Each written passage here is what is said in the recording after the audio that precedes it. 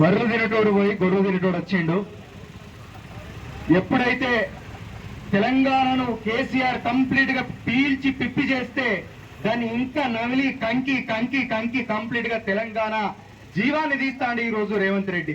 ప్రతి రంగం లోపల ప్రతి వ్యవస్థను కూడా రేవంత్ రెడ్డి కేసీఆర్ కంటే హీనంగా నాశనం చేస్తున్నాడు. అది మనం కండారా చూస్తాను. మేము అవుట్ సోర్సింగ్ ఉద్యోగుల సమస్యల గురించి కంప్లీట్ గా తెలుసుకునే ప్రయత్నం చేస్తున్న సందర్భం లోపల కాంట్రాక్టు ఉద్యోగులను రెగ్యులరైజ్ చేయడము రాజ్యాంగ విరుద్ధం అని చెప్పి కొంతమంది మాట్లాడి ప్రభుత్వంలో ఉన్నారు. రాజ్యాంగ విరుద్ధం అని చెప్పి అనిపిస్తుంది కదా. మరి ఇదే కాంట్రాక్ట్ ఉద్యోగులతోటి అవుట్ సోర్సింగ్ ఉద్యోగులతోటి కంప్లీట్ గా వెట్టి చాకరీ చేయిస్తున్నారు. వారి యొక్క జీతాలు అనేటివి టైంకి ఇస్తలేరు. 11 నెలలుగా వాళ్ళకి జీతాలు ఇస్తలేరు. మరి ఈ వెట్టి చాకరీ అనేది రాజ్యాంగ విరుద్ధం కాదా అని చెప్పి మేము అడుగుతాం. అది నేరంగా పరిగణించబడింది రాజ్యాంగంలో కూడా గుర్తించాలి అందరూ కూడా. మరి ఇది ఎవరు అడగరా? ఇది ప్రశ్నించరా? అంతేకాకుండా మేమందరం కూడా మొత్తం రాష్ట్ర వ్యాప్తంగా కొన్ని జిల్లాల లోపల మేమందరం కూడా తిరుగుతా అంటే మెడికల్ డిపార్ట్మెంట్ లో, హెల్త్ డిపార్ట్మెంట్ లోపల, అదేవిధంగా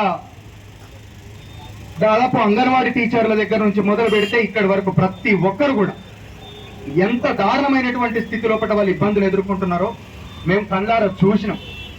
మరి ఇవన్నీ ఎందుకు కనబడతలేవు అని చెప్పి చట్టము రాజ్యాంగం అని చెప్పి మాట్లాడే వాళ్ళకి ఎందుకు కనబడతలేవు? ఇది కూడా నేరమే కదా, ఇది కూడా రాజ్యాంగ విరుద్ధమే కదా అని చెప్పి మేము ప్రశ్నించినాం.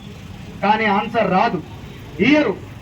ఈ రోజు రాహుల్ గాంధీకి 1000 కోట్ల రూపాయలను మొత్తం ఆ కుటుంబాన్ని ఆదుకోవాలని చెప్పి ఫండ్ రైజ్ చేస్తా అని చెప్పి ఇచ్చినావు కదా రేవంత్ రెడ్డి. నేను ఒక్కడిని అడుగుతా, నన్ను ఓసినా వెళ్ళదంటివి, బజార్ నిలబడితే రూపాయి అత్తలేదని చెప్పనంటివి, అప్పిచ్చేటోడు బ్యాంకులో మనల్ని దొంగలను చూసినట్టు చూస్తారని చెప్పి మాట్లాడబడుతుంది. ఎట్లిచ్చినావు 1000 కోట్లు రాహుల్ గాంధీకి? మరి ఇక్కడ అవుట్ సోర్సింగ్ ఉద్యోగుల సమస్యలు తీర్చడానికి నువ్వు ఎందుకు ముంగడికి వస్తున్నావని చెప్పి మేము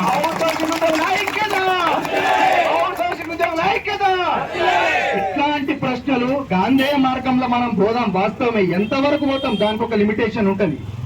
కాకపోతే గాంధేయ మార్గం అనేది మనం మొదట్లో తెలంగాణ ఉద్యమం చూసుకుంటే ఆ ఉద్యమ గడ్డ మీద పుట్టిన మా స్ఫూర్తితో ఉన్నాం కాబట్టి గాంధేయ మార్గంలో పోతే నడవదు, తెలంగాణ మార్గంలో పోతేనే నడుస్తుంది. అంతే తప్పించి మనకు న్యాయం జరగాలి.